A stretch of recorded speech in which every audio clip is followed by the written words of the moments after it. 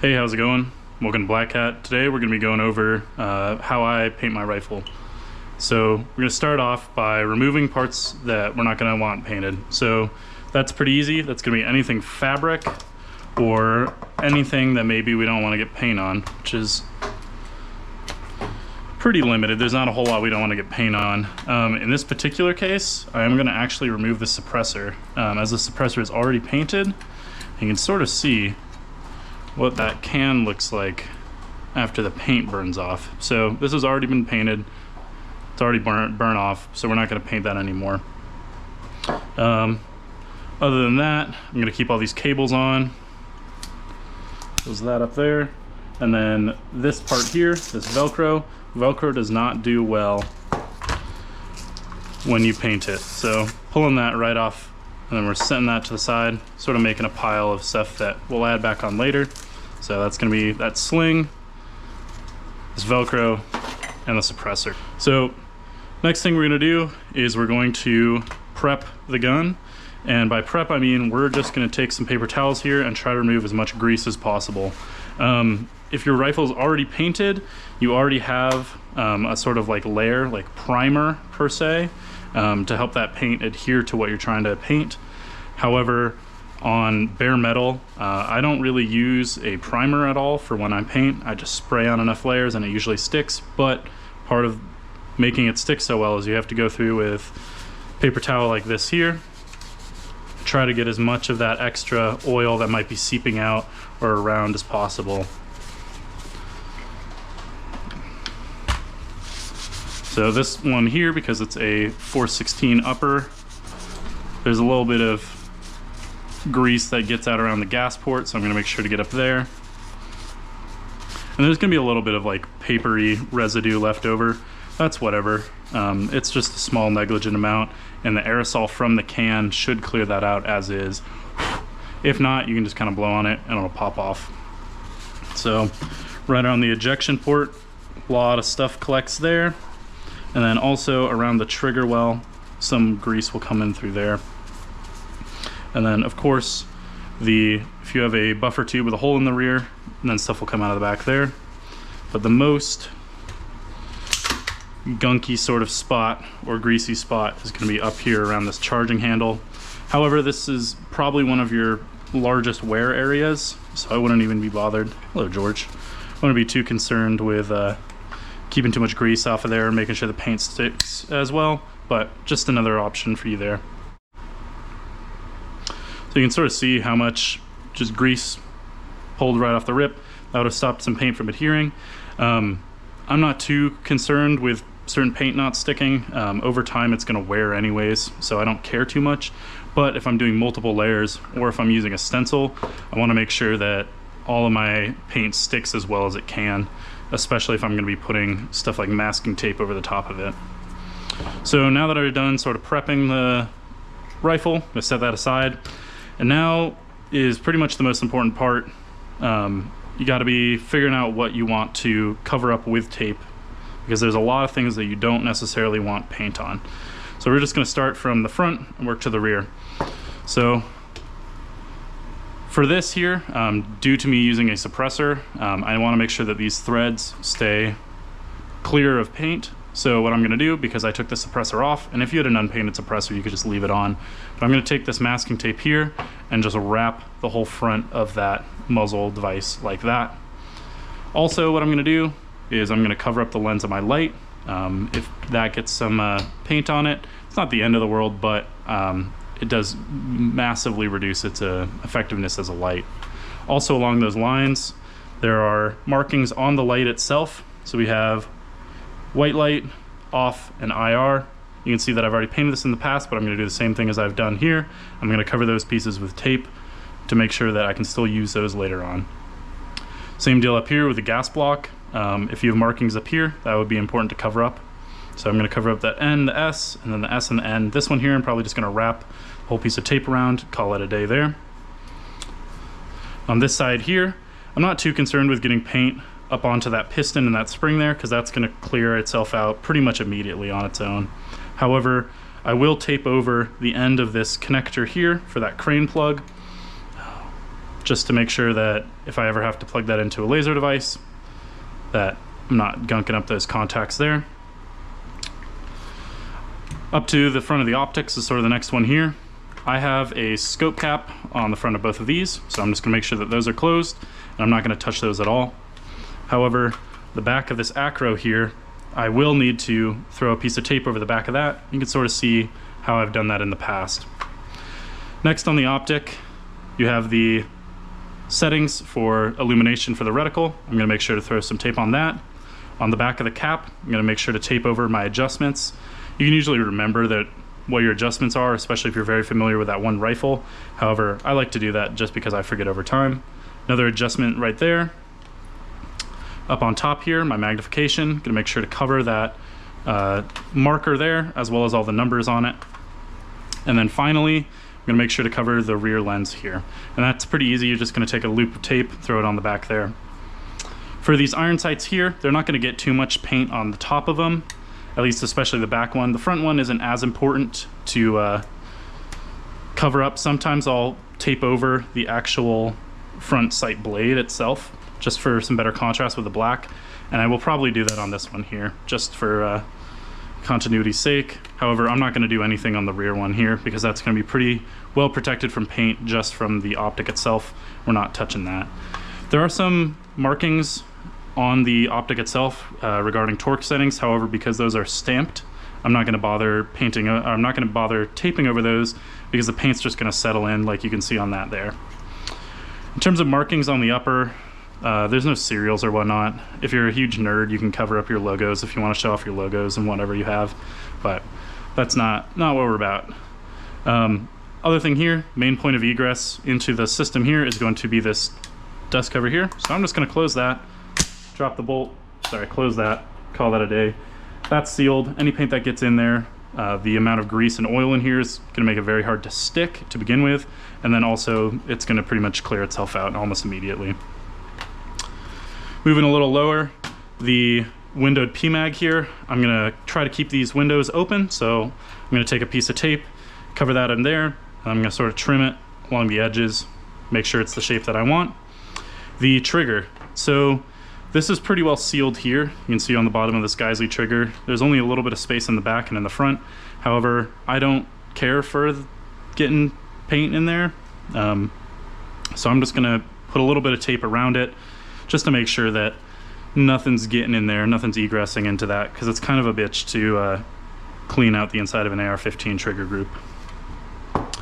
Moving back, the stock. So this is something I like to do. If you get more than 1 or 2 layers of paint on the buffer tube itself, you're gonna run into issues with your stock being able to adjust cleanly. You can sort of see here how those extra layers of paint are kind of messing that up. So if it's your first coat of paint, I would bring your stock all the way to the rear, just to make sure you hit a light coat on here. This is one of the areas that your paint's gonna wear pretty quickly on. However, if you have multiple layers of paint and you're repainting a rifle like what I'm doing here, I'm just gonna move this all the way up here, call that a day, just to minimize the amount of paint that I'm getting on that there. And that should be the extent of what I'm gonna be masking up. So we'll cut to that all masked up. Sweet, so here's our finished product. So like I mentioned earlier, starting up at the front, taped off that whole muzzle device. Same thing with the gas port here and the settings there. For the front cap there, just wrapped a piece of tape around, sort of crushed it down. All the markings on it, taped off there. On this side here, taped up the end of this connector there. That's just gonna get tucked off there. And I'll just move it around a little as I'm painting, just to make sure there's some paint behind it. Just covered up there. Back of the acro taped off. All the adjustment points on the scope are taped off there. Magnification taped off there. Rear lens taped off there. Trigger here, you can sort of see what I've done, just taping over it, trying to cover up as many holes as possible behind it. And then on the mag itself, I just took pieces of tape here, I took this knife cut around the edge like that, and that's how I end up with that shape there. Yeah, pretty much ready to rip. I'm just gonna hit it one more time with this rag, make sure I got absolutely all the gunk and grease off of it, and we'll head on outside. So I've gone outside to a nice ventilated area. I've got an old cardboard box set up here, and then the actual tools that I'm going to be using for painting, just some flat matte colors here. I've gone with a khaki, a brown, and then an OD green. Another option that I also like to use is I'll go with a sort of lighter woodland green as well if I want to add some nice highlights, but this one is very bright, so I'm not going to be using that specifically for this one here. When it comes to actually choosing your pattern, I would say that it's going to be based on two things. One is going to be your environment, and then two is going to be what you specifically are wearing. So the rifle itself is very small relative to you, the person. If you're actually trying to hide yourself and what you're carrying, the hardest thing to hide is going to be your body. So whatever camouflage you're wearing, try to make your rifle blend in with what you are wearing. So for me, if I'm going to be wearing multicam or something like that, I'm going to try to pick sort of patterns or colors that look relatively close to multicam, or at least blend in with multicam. So in order to do that, we're going to do something that's kind of funky, at least traditionally, and I'm going to use sponges. So this method is called sponge painting, but it's also kind of a mix of just doing stripes and then also using that sponge. So one nice thing about the sponge is it adds texture. So you can see on the lower receiver here and then also on this optic, these have both been sponge painted before.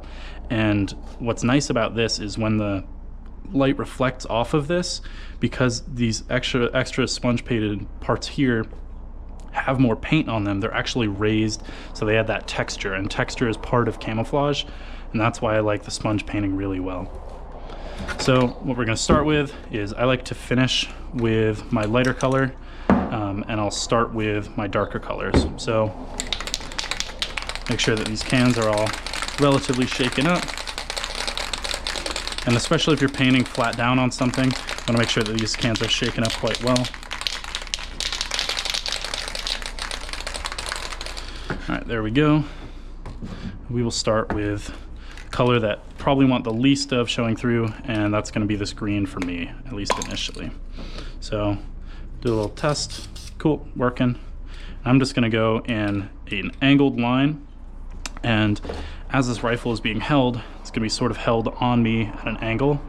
So what I'm going to do is I'm going to do that angle to try to make it as vertical as possible, because vertical lines exist more in nature than horizontal ones. So what that's going to look like, sort of go, I'm doing very light passes over this here. You don't want to go too thick on it, otherwise it might not turn out the way you want it to. It's going to be too thick, too shiny, and that's just going to look not that great. We'll do a little bit on the bottom there. And we're gonna make multiple passes with that, so it's not a big deal if we don't get it looking exactly how we want. Next, take this dark brown here. Cool, that's working. Little strip there. You can see this angle, it's getting a little weird. Piece there. A little bit there. One thing you can do to make your life a little easier, probably should have started with just kind of propping it up a bit, making it a bit more vertical. This is gonna be a little harder to see just due to the lighting, but we'll keep pushing on regardless. A little brown there, some more brown there, a little brown up on the back. This is all very dark, so it's kind of hard to tell what's going on here. I'm gonna take a little bit of a lighter color. Cool, that's looking good there. You can really see this kind of starting to contrast.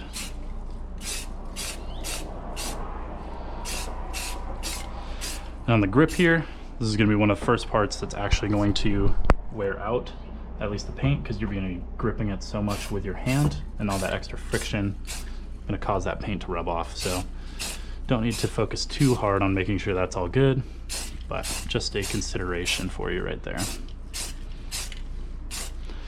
Few lines up in there, some paint up on that, and this is sort of the base line here. I'm going to go over, keep doing a few more passes over it like this, and I'll come back when I've gotten both sides painted up like this.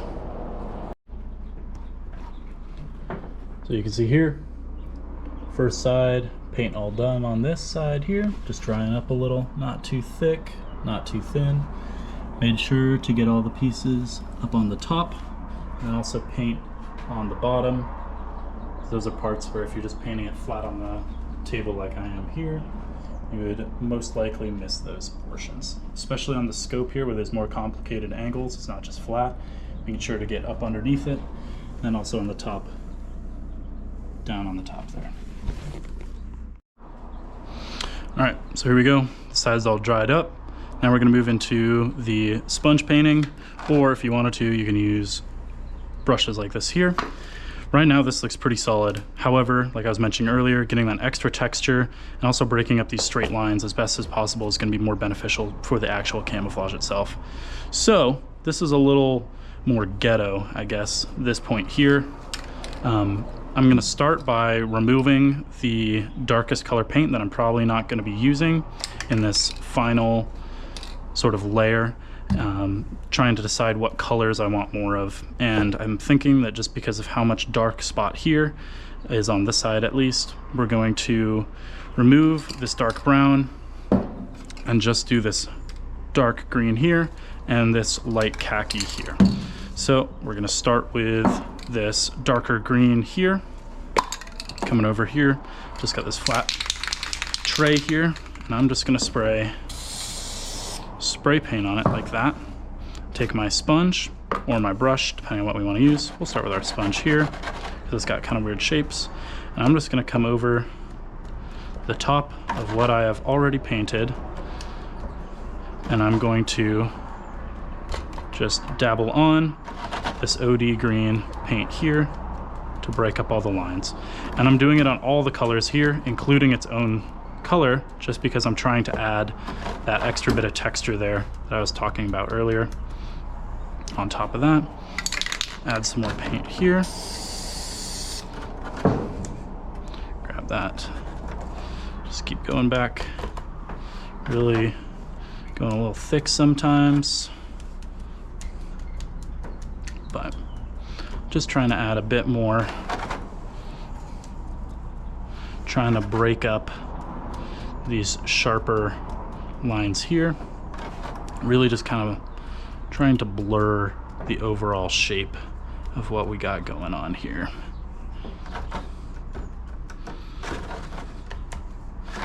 And I would always say that at least initially I'd go a little bit less than what you think is necessary, because it's far easier just to add more later on than it is to remove.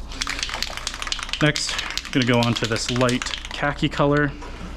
Spray that up in there. Take a different sponge this time, and then just kind of adding that back on over the top of that initial green. Same deal, we're going over both the green, the brown, and the other khaki color. Just trying to add a bit more contrast what we're going on here. Add some more paint into there. That brush. This is a little thicker, the amount that I'm throwing on here, but works for what I'm trying to do. And you'll notice there's some spots that are kind of hard to get into, like that spot back there. I can take this brush here and just kind of dabble that in the back there, really trying to break up the overall outline of both the rifle but then also the optic, because if you're trying to hide your capabilities from an opponent, not only knowing that they have a rifle but also what optic they have is going to massively impact their capabilities. So just because this is a short AR, that's, if I just saw a short AR with a red dot, I'm thinking, all right, I might be able to engage this guy from a further distance because he's not going to be able to fight back, because he's just not going to have the magnification to make a precise high value shot, but also he's got a shorter gun. However, if I can hide that or just make it really hard to figure out exactly what I have, they might see, oh, he's got something compact, but something looks a little wrong with the top. So maybe we don't want to engage that. It might just make them guess, make a decision that might be more beneficial for us. So there we go. Sort of painted that up on the side here. This is our end product. This is what it's gonna look like. And I'll flip it over, do the other side, and then we'll compare this to a multicam backdrop. All right, here we go with the final product. Right off the rip, you're gonna be like, wow, that's not exactly multicam. Yep, that's absolutely correct. Multicam, I believe, is 3 different colors. I only use 2 here. However, you can see it already does a pretty good job of blending in right off the rip. And the other thing is, as your distance increases and you get further away, this is just gonna blend even more into whatever camouflage pattern you're wearing. So just to sort of recap, taped off the front here, suppressor on there now, works fine. Taped off the front of the light clear now, all those markings. Once I've got the tape off, showing up clear now. Lens has no paint on it. Trigger here, all sealed, no paint got up in there. Perfect, that's what we like to see. And the windows on the mag here, pulled the tape off there. We're all set. So yeah, that's how I like to paint my rifles.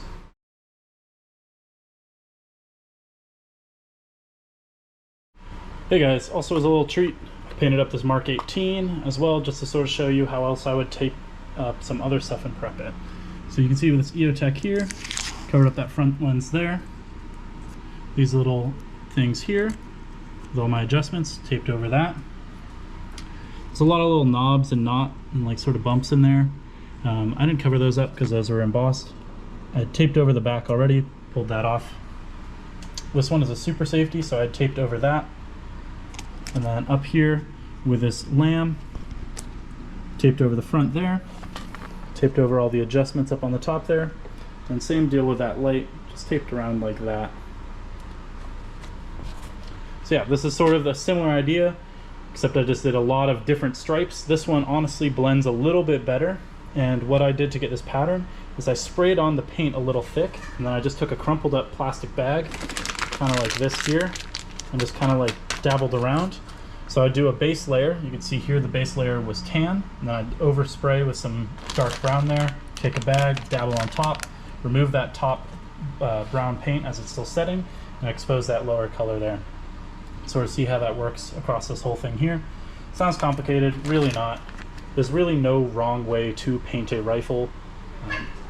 And yeah, thank you very much for watching. Hopefully you found this beneficial, and yeah, have a good one.